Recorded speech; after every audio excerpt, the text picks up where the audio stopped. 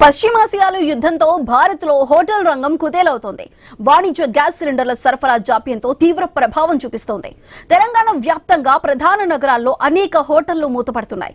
మరికొన్ని హోటళ్ల నిర్వాహకులు మెనూను కుదించారు, ధరలు పెంచేశారు. Hyderabad IT corridor hotel association తాత్కాలికంగా టీ కాఫీలను నిలిపివేస్తున్నట్లు ప్రకటించింది.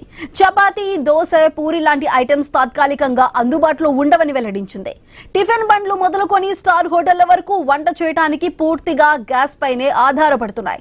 ప్రస్తుతం తమ వద్ద ఉన్న సిలిండర్లతో 1-2 రోజులకు మించి హోటల్ నడిపే పరిస్థితి లేదని నిర్వాహకులు అంటున్నారు. మూసివేయటం తప్ప మరో ప్రత్యామ్నాయం లేదని చెబుతున్నారు.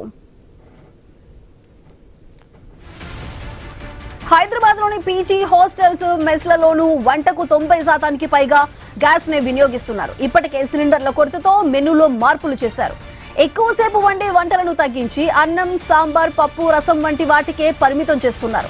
2-3 రోజుల తర్వాత వీటిని పూర్తిగా నిలిపివేసే హాస్టళ్లను తాత్కాలికంగా మూసివేయడం తప్పదని హాస్టల్ నిర్వాహకులు పేర్కొంటున్నారు.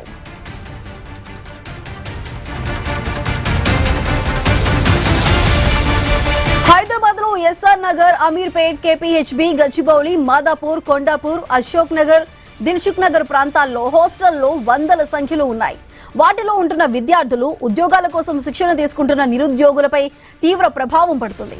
గ్యాస్ కొరత, నిత్యావసరాల ధరలు పెరగడంతో హోటళ్లు ధరలు పెంచాయి. రవాణా ఛార్జీల భారం పడుతూ ఉండటంతో అల్పాహారాలపై 10% ధరలను పెంచేశారు. దోశ, పూరి, వడలపై కనీసం 15 రూపాయల వరకు పెరిగాయి. ఇడ్లీ, ఉప్మా లాంటి వాటిపై 10 పెంచారు. పెద్ద హోటళ్లు, రెస్టారెంట్లలో 15% ధరలు పెంచారు.